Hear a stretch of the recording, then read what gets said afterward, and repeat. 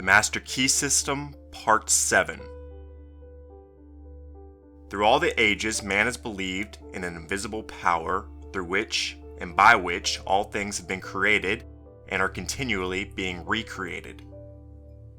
We may personalize this power and call it God, or we may think of it as the essence or spirit which permeates all things, but in either case the effect is the same. So far as the individual is concerned, the objective, the physical, the visible, is the personal, that which can be cognized by the senses. It consists of body, brain, and nerves. The subjective is the spiritual, the invisible, the impersonal. The personal is conscious because it is personal entity. The impersonal, being the same in kind and quality as all other being, is not conscious of itself and has therefore been termed the subconscious. The personal, or conscious, has the power of will and choice, and can therefore exercise discrimination in the selection of methods whereby to bring about the solution of difficulties. The impersonal, or spiritual, being a part or one with the source and origin of all power, can necessarily exercise no such choice, but on the contrary, it has infinite resources at its command. It can, and does, bring about results by methods concerning which the human or individual mind can have no possible conception. You will therefore see that it is your privilege to depend upon the human will with all its limitations and misconceptions, or you may utilize the potentialities of infinity by making use of the subconscious mind. Here, then, is the scientific explanation of the wonderful power which has been put within your control if you but understand, appreciate, and recognize it. One method of consciously utilizing this omnipotent power is outlined in Part 7. Visualization is the process of making mental images, and the image is the mold or model which will serve as a pattern from which your future will emerge. Make the pattern clear and make it beautiful. Do not be afraid. Make it grand. Remember that no limitation can be placed upon you by anyone but yourself. You are not limited as to cost or material. Draw on the infinite for your supply. Construct it in your imagination. It will have to be there before it will ever appear anywhere else. Make the image clear and clean cut. Hold it firmly in the mind, and you will gradually and constantly bring the thing nearer to you. You can be what you will to be. There is another psychological fact which is well known, but unfortunately, reading about it will not bring about any results which you may have in mind. It will not even help you to form the mental image, much less bring it into manifestation. Work is necessary, labor, hard mental labor, the kind of effort which so few are willing to put forth. The first step is idealization. It is likewise the most important step because it is the plan on which you are going to build. It must be solid, it must be permanent. The architect, when he plans a 30-story building, has every line and detail pictured in advance. The engineer, when he spans a chasm, first ascertains the strength requirements of 1,000,000 separate parts. They see the end before a single step is taken. So you are to picture in your mind what you want. You are sowing the seed, but before sowing any seed you want to know what the harvest is to be. This is idealization. If you are not sure, return to the chair daily until the picture becomes plain. It will gradually unfold. First, the general plan will be dim, but it will take shape.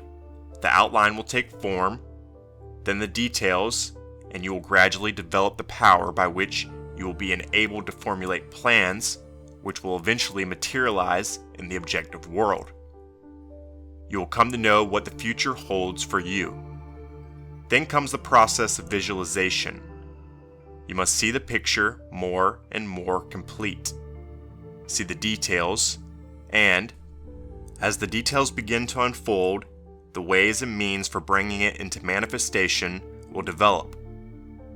One thing will lead to another, thought will lead to action, action will develop methods, methods will develop friends, and friends will bring about circumstances, and finally, the third step, or materialization, will have been accomplished.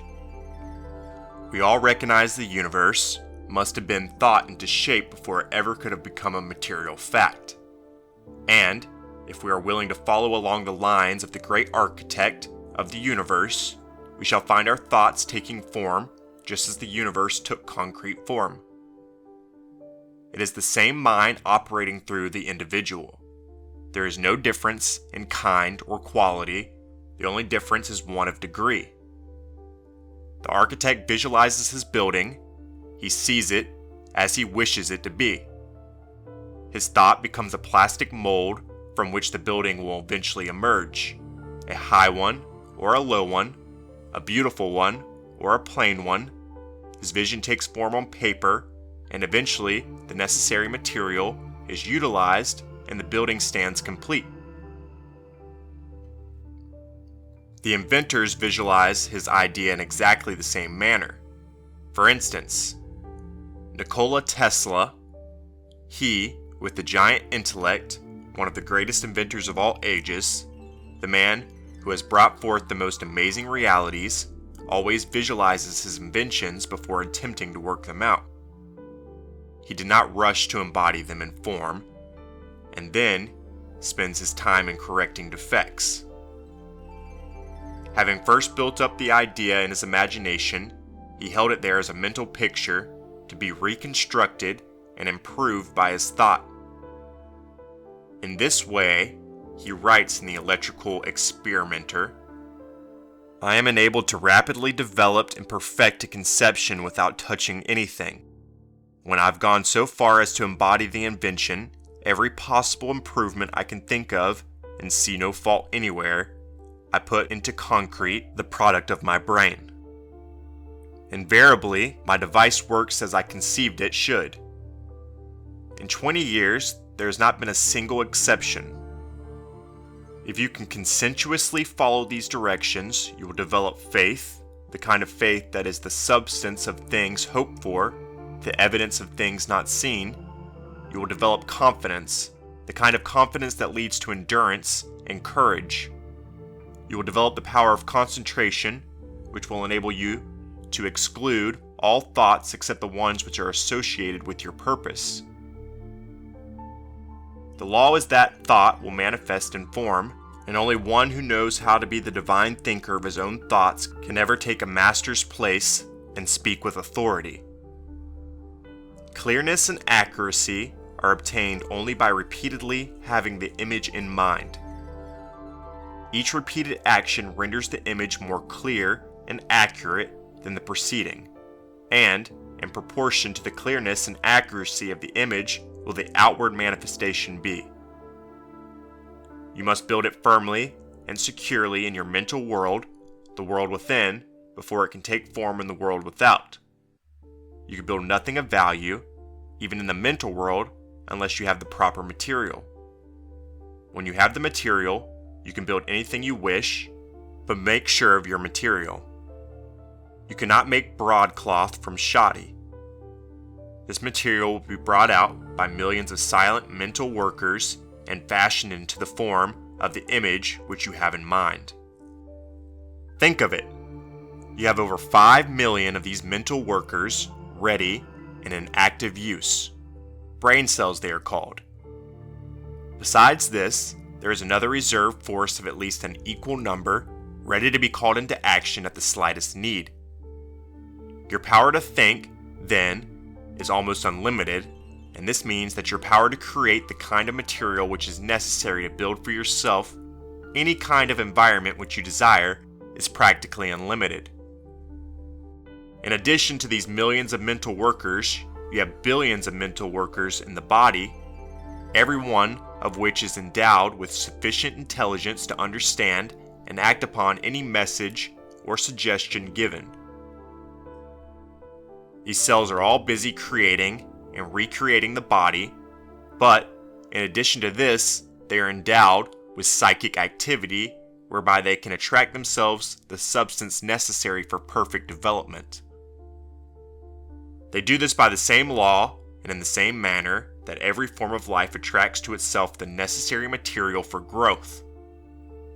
The oak, the rose, the lily all require certain material for the most perfect expression, and they secure it by silent demand, the law of attraction, the most certain way for you to secure what you require for your most complete development. Make the mental image, make it clear, distinct, perfect, hold it firmly, the ways and means will develop. Supply will follow the demand. You'll be led to do the right thing at the right time in the right way. Earnest desire will bring about confident expectation, and this, in turn, must be reinforced by firm demand. These three cannot fail to bring about attainment because the earnest desire is the feeling, the confident expectation is the thought, and the firm demand is the will. And, as we have seen, feeling gives vitality to thought, and the will holds it steadily until the law of growth brings it into manifestation. Is it not wonderful that man has such tremendous power within himself, such transcendental faculties concerning which he had no conception? Is it not strange that we have always been taught to look for strength and power without? We have been taught to look everywhere but within, and whenever this power manifested in our lives, we were told that it was something supernatural. There are many who have come to an understanding of this wonderful power and make serious and conscientious effort to realize health, power, and other conditions, and seem to fail. They do not seem able to bring the law into operation. The difficulty in nearly every case is that they are dealing with externals. They want money, power, health, and abundance, but they fail to realize that these are effects and can come only when the cause is found. Those who will give no attention to the world without will seek only to ascertain the truth, will look only for wisdom, will find that this wisdom will unfold and disclose the source of all power, that it will manifest in thought and purpose, which will create the external conditions desired. This truth will find expression in noble purpose and courageous action. Create ideals only, give no thought to external conditions, make the world within beautiful and opulent, and the world without will express and manifest the conditions which you have within.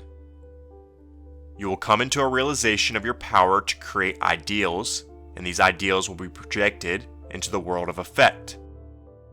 For instance, a man is in debt.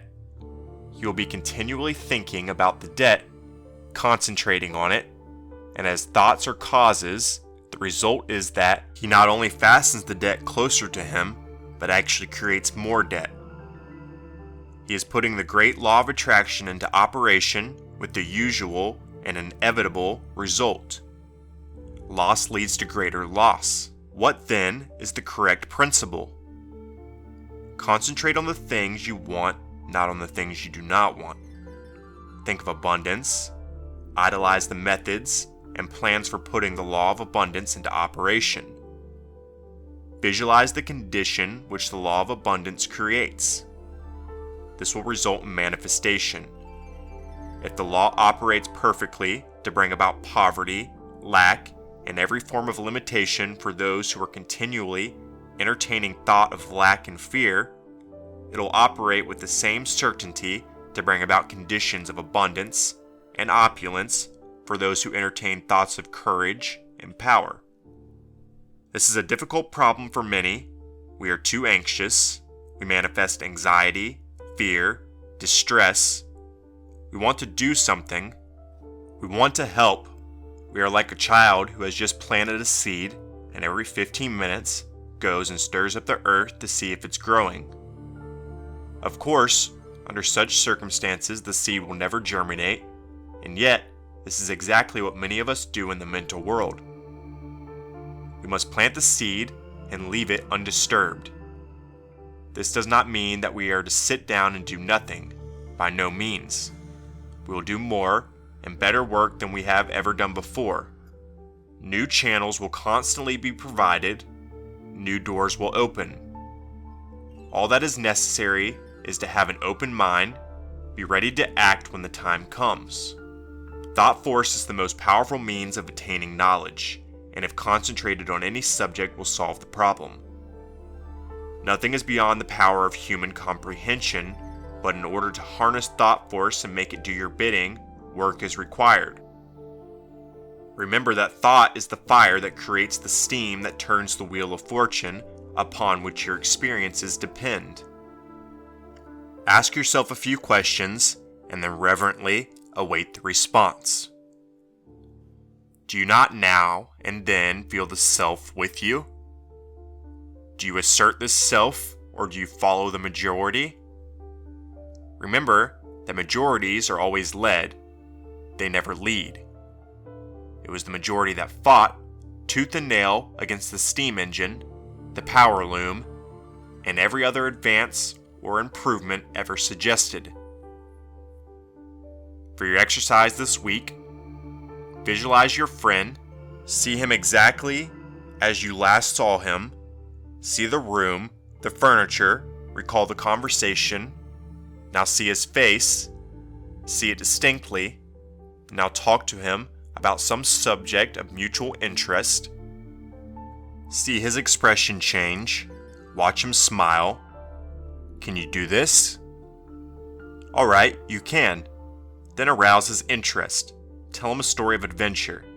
See his eyes light up with the spirit of fun or excitement. Can you do all of this? If so, your imagination is good.